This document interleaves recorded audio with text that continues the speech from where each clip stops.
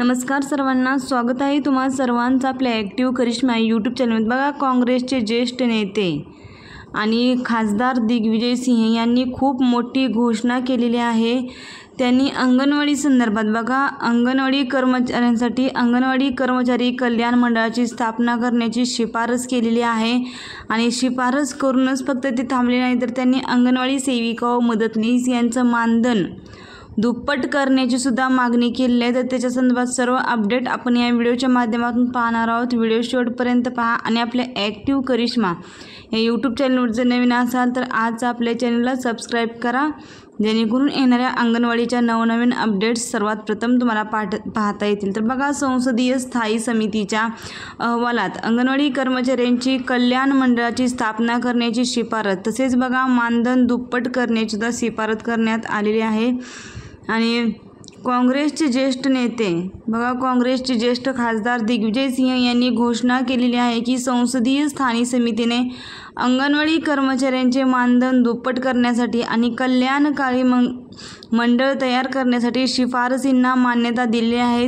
अहवालात अंगणवाड्यांचे अपग्रेडेशन, कुपोषण दूर करणे, रिक्त पदे भरणे आणि गर्भवती महिलांसाठीच्या लाभांमध्ये सुधारणा करण्यासाठी याच्यामध्ये भर देण्यात आलेला आहे। पुढे जाऊन दिग्विजय सिंह काय म्हटले हे पहा। बघा, माझ्या अध्यक्षतेखाली शिक्षण, महिला, मुले, युवा आणि क्रीडा विषयक स्थायी समितीने महिला आणि बाल विकास मंत्रालयासाठीचा त्यांचा DFG अहवाल एकमताने मंजूर केला आहे, असे सिंह यांनी एक्स पोस्टवर म्हटलेले आहे, ज्यामध्ये शिफारस केली आहे की अंगणवाडी कर्मचाऱ्यांना मिळणारे मानधन दुप्पट करणे आणि अंगणवाडी कर्मचारी कल्याण मंडळाची निर्मिती करणे। स्थायी समितीने अंगणवाडीचे सक्षम अंगणवाड्यांमध्ये रूपांतरण करण्याची शिफारससुद्धा केलेली आहे, ज्यामुळे मुलांमधील कुपोषणाच्या आव्हानांना तोंड देण्यास मदत होईल। शिवाय बघा, समितीने असा सल्ला दिलेला आहे की 2025च्या अखेरीस अंगणवाड्यामधील रिक्त पदे जी आहेत ती रिक्त पदे सर्व भरण्यात यावी, अशी सुद्धा मागणी केलेली आहे।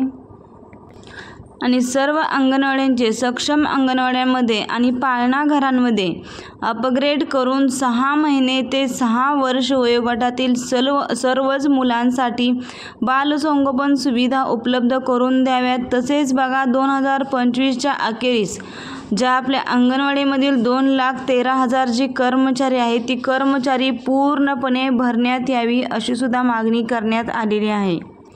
जात जनगणनेचे महत्त्व अधोरेखित करून समितीने 2032 पर्यंत कुपोषण आणि अशक्तपणा निर्मूलनासाठी राष्ट्रीय अभियान स्थापन करण्याची सुद्धा शिफारस केलेली आहे। जात समुदायांमध्ये अशक्तपणा आणि कुपोषणाचा नकाशा तयार करण्यासाठी भूसामाजिक जात जनगणना आयोजित करणे, 2032 पर्यंत कुपोषण आणि अशक्तपणा निर्मूलनासाठी राष्ट्रीय अभियान सुरू करणे, असे काँग्रेस नेते दिग्विजय सिंह म्हणाले आहेत। तसेच बघा, समितीने सर्व गर्भवती महिलांना लाभ देण्यासाठी प्रधानमंत्री मातृवंदना योजनेत सुधारणा करण्याची आणि देय रक्कम किमान 6,000 रुपयापर्यंत वाढवण्याची मागणी केलेली आहे।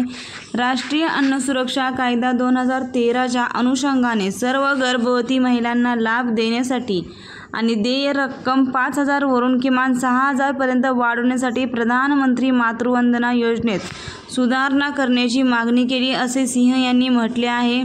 अंगणवाडी सेविका आणि मदतनीसांच्या येणाऱ्या अडचणी सोडवण्यासाठी पोषण ट्रॅकर ॲपचे मूल्यांकन केले पाहिजे, अशी सुद्धा मागणी इथं करण्यात आलेली आहे।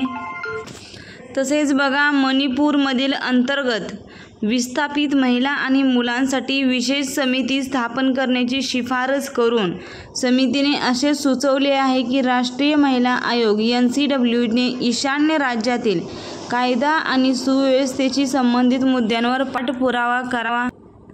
मणिपूरमधील अंतर्गत विस्थापित महिला आणि मुलांसाठी विशेष समिती स्थापन करण्याची शिफारस करताना विशेष समितीने असे सुचवले की राष्ट्रीय महिला आयोग NCW ने ईशान्य राज्यातील कायदा आणि सुव्यवस्थेशी संबंधित मुद्द्यांवर पाठपुरावा करावा।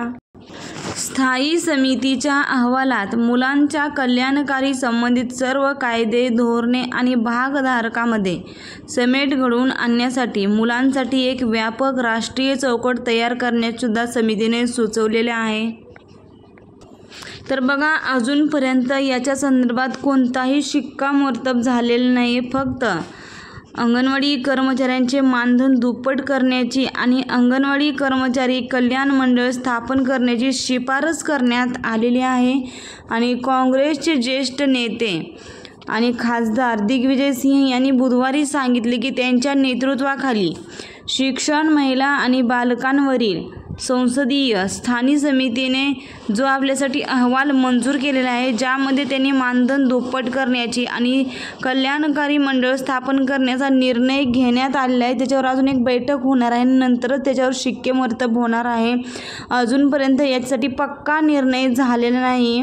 तर हा व्हिडिओ खूप महत्त्वपूर्ण आहे. बघा, आपल्या अंगणवाडी सेविका व मदतनीस यांचं जर मानधन दुप्पट झालं तर सेविकेंना बघा 30,000 रुपये मानधन भेटू शकते आणि मदतनीस यांना 16,000 ते 17,000 रुपये मानधन भेटू शकते. त्यामुळे हा व्हिडिओ खूप महत्त्वपूर्ण आहे. अंगणवाडी कर्मचाऱ्यांसाठी मानधन त्यांचं दुप्पट होणे हे सुद्धा खूप महत्त्वपूर्ण आहे. बघा, आजच्या महागाईच्या काळांमध्ये घर चालवताना किती अडचणींचा, किती समस्यांचा सामना करावा लागत आहे हे आपल्यालाच माहिती आहे. त्यामुळे लवकरात लवकर ही समिती मंजूर करून अंगणवाडी सेविका व मदतनीस यांचं मानधनसुद्धा दुप्पट करावा, अशीच माझी सरकारला या व्हिडिओच्या माध्यमातून विनंती आहे. हा व्हिडिओ खूप महत्त्वपूर्ण आहे. जास्तीत जास्त अंगणवाडीताईंना शेअर करा आणि अशाच अंगणवाडीच्या नवनवीन अपडेटसाठी आणि माहितीसाठी तुम्ही आजच आपल्या ॲक्टिव्ह करिश्मा यूट्यूब चॅनलला सबस्क्राईब करून ठेवा, जेणेकरून येणाऱ्या नवीन व्हिडिओचे अपडेट आणि माहिती सर्वात प्रथम तुम्हाला भेटेल. व्हिडिओ आवडला असेल तर व्हिडिओसाठी एक लाईक नक्कीच करा. अजूनही तुमच्या अडचणी किंवा समस्या असतील तर मला कमेंट करून कळवा. मी तुमच्या कमेंटचं उत्तर देण्याचा नक्कीच प्रयत्न करेन. धन्यवाद.